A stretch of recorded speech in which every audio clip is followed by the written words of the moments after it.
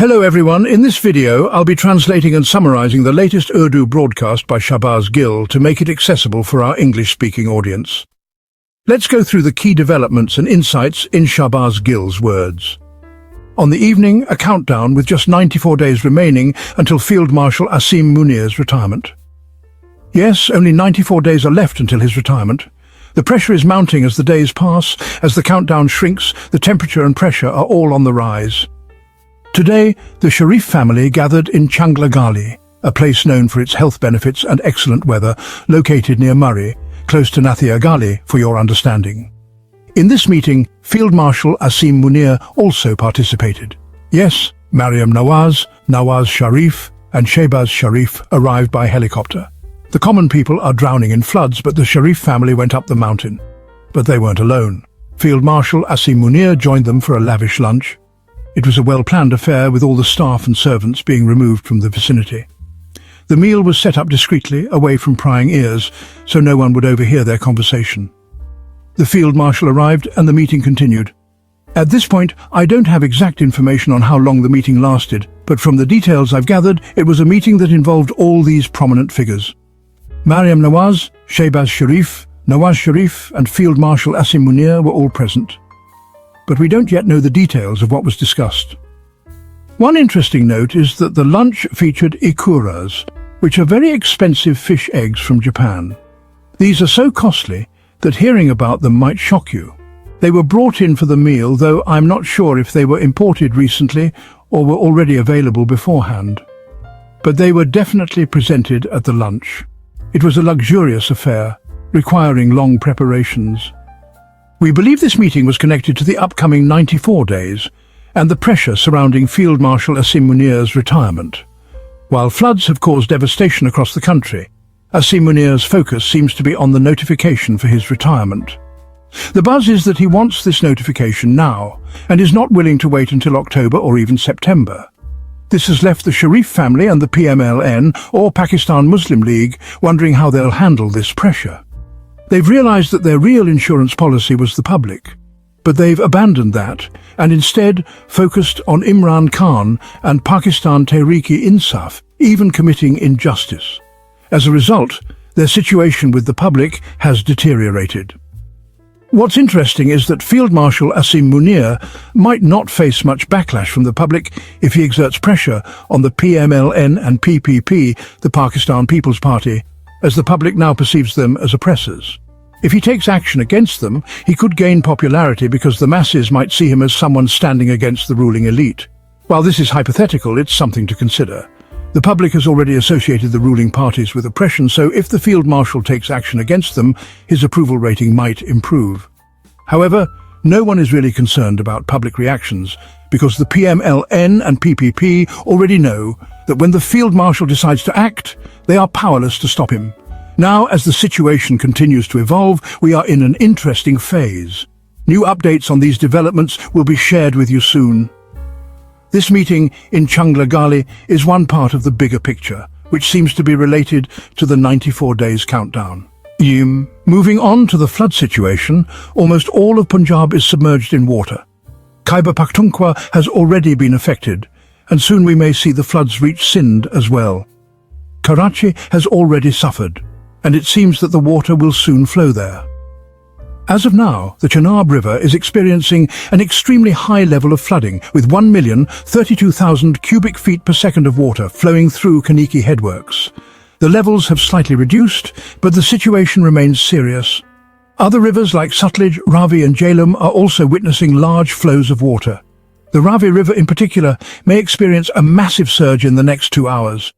According to Indian authorities, a flood alert has been issued for Pakistan, as high levels of water from rivers like Ravi, Chenab and Sutlej are expected to cross into Pakistan over the next 24 hours.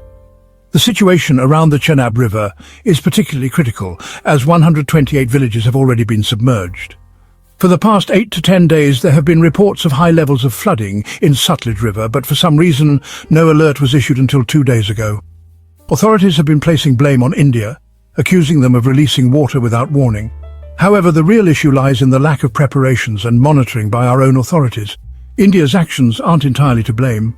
We could have been aware of the rising waters earlier, especially considering that heavy rains were occurring in Jammu Kashmir. But now, it seems they have decided to blame India for the flooding in order to cover up their own failures. The National Disaster Management Authority, or NDMA, has been slow to act, and their head, General Inam, has been notably absent. Only today did he give a press conference, but it was revealed that he had been delayed because he was playing golf. This is the level of accountability we are dealing with. Meanwhile, in meetings at the Prime Minister's house, Shahbaz Sharif was briefed by General Inam about the dispatch of 5,000 tents to Punjab. Given that Punjab has one of the highest population densities in Pakistan, this is a very small number. But this was the extent of the action being taken, and now the PMLN is trying to use the situation to gain political mileage, while others will use it for PR purposes. It is clear that the government is failing to provide adequate support for those in need during the floods. People are being left stranded and homeless while the political elite continues to focus on their own agendas. Let's hope that the situation improves, but as of now, the prospects look grim. Now, a decision has been made to save Sialkot and Wazirabad.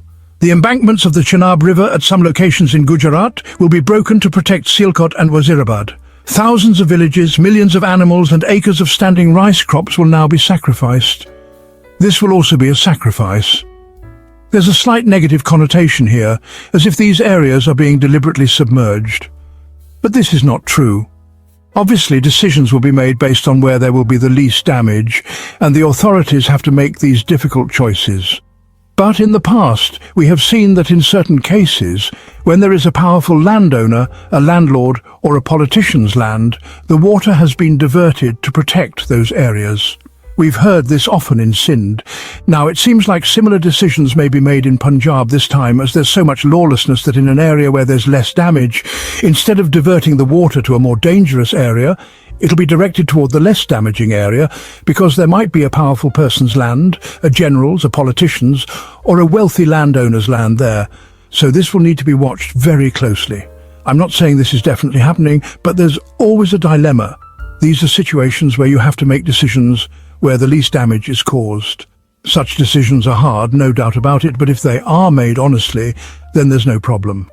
If dishonesty is involved, then obviously people will curse you and you will be exposed, and we will talk about it too. Moving on, the embankment at Kadrabad has been broken. The floodwater has changed direction and entered the villages of Mandi Bahaudin. Due to the fast flow of the water, fields, homes and villages have been submerged.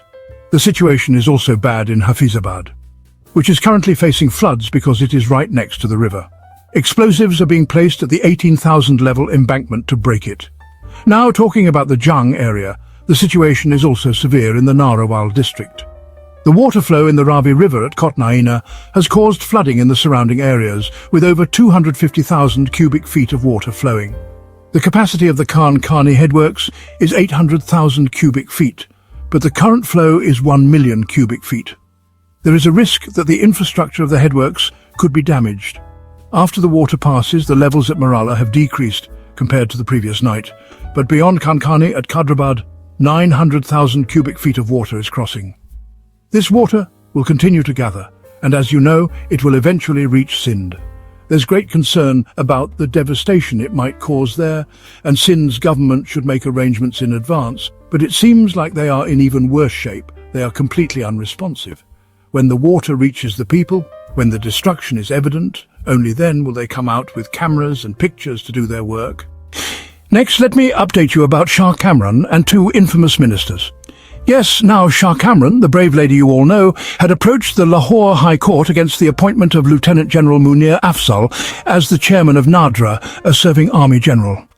The court ruled that his appointment was illegal and unethical, and he was removed from the position. Later, however, a court ruling reinstated him. Now, Shah Kamran has written a letter to the Prime Minister of Pakistan, Shahbaz Sharif, giving him 10 days to remove two disgraceful ministers from the cabinet, apply the PECA, the Prevention of Electronic Crimes Act, and if not, she will go to court against them.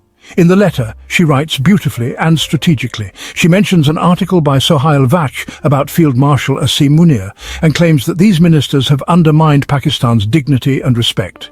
She says that Shahbaz Sharif has failed in his duty to protect the state's credibility and respect. She writes about how one of his ministers, Khawaja Asif, publicly declared that over 50% of the bureaucracy has foreign assets and nationalities and are corrupt, but no action was taken. Similarly, another minister, Mohsin Naqvi, called Pakistan a garbage truck and India a shining Mercedes. Shah Kamran says that Shahbaz Sharif has failed to take action against them. She urges him to remove these ministers or face a lawsuit. She even goes as far as saying that if he does not act, he will be guilty of treason and should be charged under Article 6 of the Constitution. Now, what will happen next? Of course, the Prime Minister will likely not take any action, and Shah Kamran may go to court, but no action will be taken there either. So what's the purpose of this? Sometimes you tie a tin can to an animal, and as the animal moves, the tin can make noise, causing the animal to run faster. Similarly, even if no immediate results come from these actions, something will eventually come out of it, and one day it will make a difference. For example, if a 94-day dispute becomes prolonged, something will inevitably come from it. Next, there's an update regarding Imran Khan. Today, Alima Khan and her family have filed a petition to request that Imran Khan undergo a medical checkup from his doctor. It is being said that he is experiencing blurred vision, and since his doctors have not examined him for a long time, it is necessary to check his health. He's around 72 or 73 years old, and at this age, it is very important for him to have regular checkups.